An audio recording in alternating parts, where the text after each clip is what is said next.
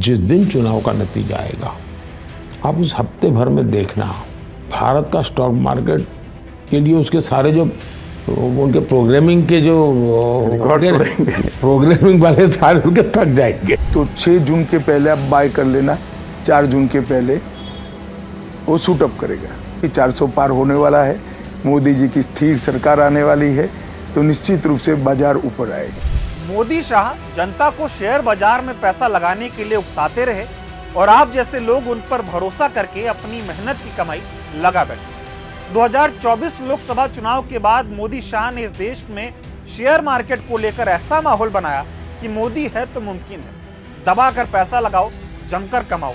लेकिन अब हो गया ना नुकसान, बाजार धड़ाम हो गया, करोड़ों रुपए डूब गए और मोदी शाह गायब हो गए।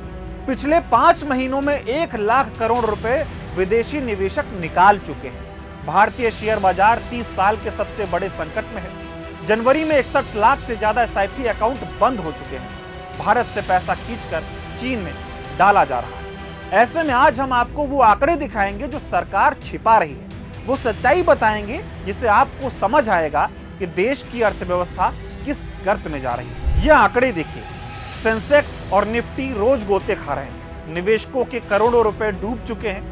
पिछले 5 महीनों में भारतीय शेयर बाजार का $1 ट्रिलियन साफ हो चुका है और इस दौरान चीन के बाजार में $2 ट्रिलियन जुड़ गए, यानी कि भारत का पैसा अब चीन के खाते में जा रहा है। अब जरा इस आंकड़े को देखिए, जनवरी में 61 लाख से ज्यादा SIP अकाउंट बंद हो चुके हैं, यानी छोटे निवेशकों का पैसा मिट्टी में मिल गया है। मोदी शाह ने लोगों को सपना दिखाया था कि शेयर मार्केट में पैसा लगाइए, सब चकाचक हो जाएगा, लेकिन हकीकत यह है जिन्होंने इनकी बातों पर भरोसा किया वो आज बर्बाद हो गए।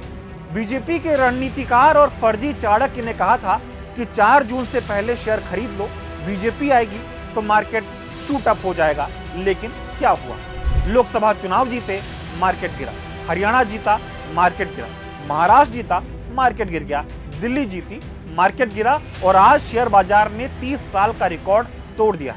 मतलब 1995 के बाद ऐसी गिरावट कभी नहीं देखी। अब जरा ये देखिए, 5 महीनों में $25 अरब यानी कि 1 लाख करोड़ रुपए विदेशी निवेशक निकाल चुके हैं और ये सारा पैसा कहीं और नहीं बल्कि चीन जा रहा है। वही चीन जिसे मोदी सरकार लाल आंखें दिखाने की बात करती थी, लेकिन असल में भारत का पैसा अब उधर शिफ्ट हो रहा है और मोदी कुछ भी नहीं कर पा रहे। फरवरी अब तक का सबसे खराब महीना रहा। फरवरी 2025 में 2509 से अधिक शेयरों की कीमत गिर चुकी है।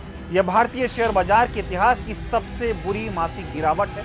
इस महीने अकेले 7 लाख करोड़ रुपए बाजार से उड़ चुके हैं, यानी कि जो लोग मोदी सरकार के कहने पर शेयर बाजार में पैसा लगा रहे थे वो आज कंगाल हो रहे हैं। जब दुनिया भारत को नया निवेश डेस्टिनेशन मान रही थी, तब मोदी सरकार की नीतियों ने ऐसा माहौल बना दिया कि FPI अब चीन की ओर भाग रहे हैं। सवाल अब आपके मन में यह आ रहा होगा कि विदेशी निवेशकों का भारत से भरोसा क्यों उठ रहा है?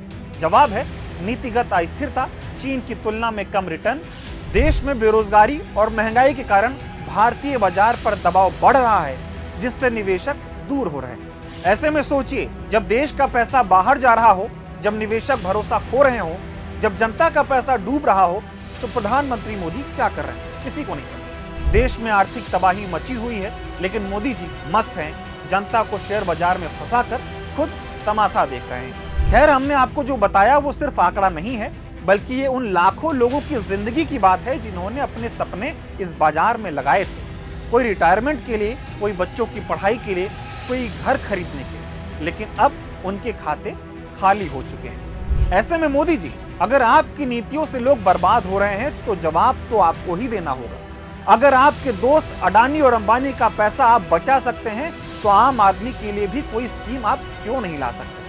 अगर विदेशी निवेशक चीन शिफ्ट हो सकते हैं तो हम भारत में निवेश का अच्छा माहौल क्यों नहीं बना सकते? या फिर आप बस अपनी कुर्सी बचाने में लगे हुए? शेयर बाजार का क्रैश संकेत है कि भारत की अर्थव्यवस्था खतरे में है। अगर आज नहीं सुधरे तो हालात और खराब हो जाएंगे। ऐसे में आज हमारे मोदी जी से कुछ सवाल भी हैं जिनका जवाब मोदी सरकार को देना चाहिए। क्या उन लोगों के पैसे वापस आएंगे जिन्होंने आपकी बातों पर भरोसा करके निवेश किया? क्या आप कोई ऐसा कदम उठाएंगे जिससे बाजार को स्थिर किया जा सके? मोदी जी, जवाब तो देना पड़ेगा, क्या आप अब भी चुप रहेंगे?